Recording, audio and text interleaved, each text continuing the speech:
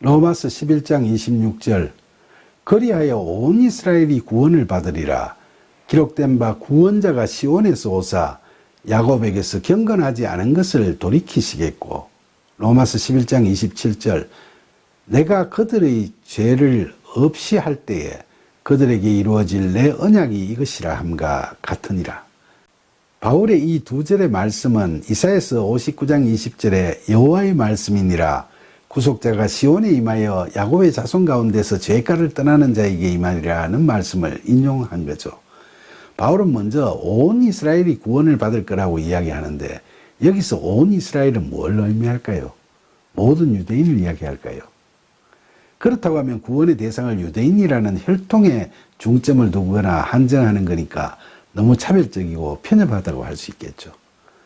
그러면 이건 모든 유대인들 뿐만 아니라 구원받은 이방인들도 포함하는 상징적 의미를 가진 말로 해석하는 게 옳을까요? 그럴듯하게 듣기도 하지만 그건 바울이 지금까지 이스라엘을 유대인을 지칭하는 것으로 쓴 걸 보면 좀 비약이 될 수 있다는 생각도 들죠. 그러니까 여기서 온 이스라엘이라는 건 모든 유대인을 지칭하는 건 아니고 바울 당시 이미 믿음으로 구원받은 유대인을 포함해서 장차 구원받게 될 유대인들을 모두를 지칭하는 거라고 할 수 있겠죠. 그리고 26절에서 구원자는 이스라엘 민족이 믿고 기다리는 구세주, 즉 메시아를 의미하니까 바로 예수 그리스도를 지칭하는 겁니다. 여기서 구원자가 시온에서 온다고 했는데 시온은 죽은 뒤에 가는 천국이 아니라 그리스도인으로 이루어진 하나님 나라를 가리키는 거죠. 또 구원자가 야곱에게서 경건하지 않은 것을 돌이키시겠다는 건 인용한 이사야 59장 20절에서 야곱의 자손 가운데서 죄가를 떠나는 자라고 표현한 걸 참고로 할 필요가 있습니다. 하나님께서는 야곱을 이스라엘로 부르시며 그의 아들들로 12지파를 나누어서 이스라엘 민족을 형성토록 하셨으니까 바울의 말씀 중 이 구절은 믿음으로 회개하는 모든 유대인들에게 제사함의 은혜를 베푸신다는 의미로 해석할 수 있죠. 27절에 내가 그들의 죄를 없이 할 때라는 구절은 하나님께서 예수님의 십자가 죽음을 통해 대속의 은혜를 통해 유대인들의 죄를 사해 주시고 그들을 의롭다 여기심을 받도록 하셔서 그리스도 안에 거하게 하실 때라는 의미로 해석되죠.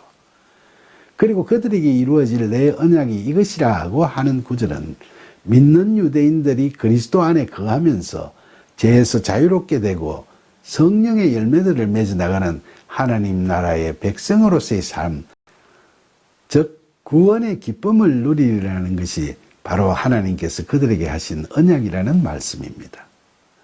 로마서 11장 28절 복음으로 하면 그들이 너희로 말미암아 온수된 자요 택하심으로 하면 조상들로 말미암아 사랑을 입은 자라. 바울은 본절에서 복음과 택하심이라는 두 가지 관점에서 생각할 수 있는 유대인들의 이중적인 상황을 역설적으로 이야기하고 있죠.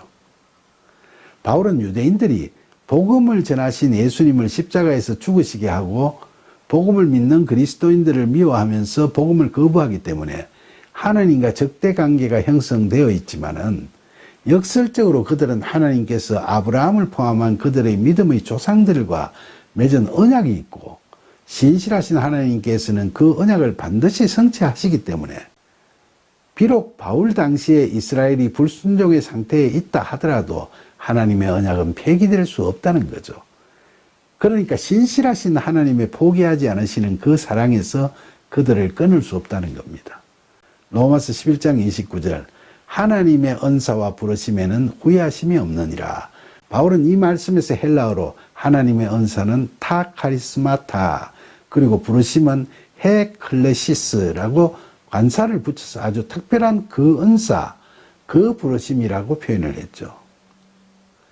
그러니까 하나님께서 이스라엘에게 특별한 은사와 부르심을 주셨는데 거기에 대해서는 후회하시지 않으신다는 거죠.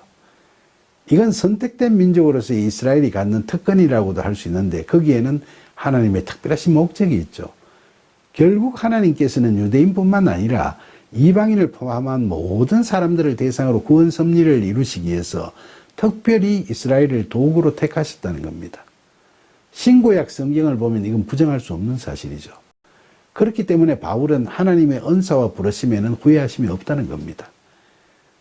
하나님은 실수하지 않으시는 완전하신 존재이시기 때문에 후회라는 게 있을 수 없죠. 그러나 성경에 하나님께서 후회하셨다거나 함탄하셨다는 표현이 가끔 나오죠. 소위 이런 표현을 신학적으로는 신인동형 동성적 표현이라고 말하는데, 이건 하나님의 역사하심을 인간의 언어 영역으로 옮겨놓은 거라고 할 수 있죠. 결국 하나님의 후회는 하나님의 우리를 향하신 사랑의 다른 표현일 따름이죠. 하나님께서는 결코 후회하지 않으십니다.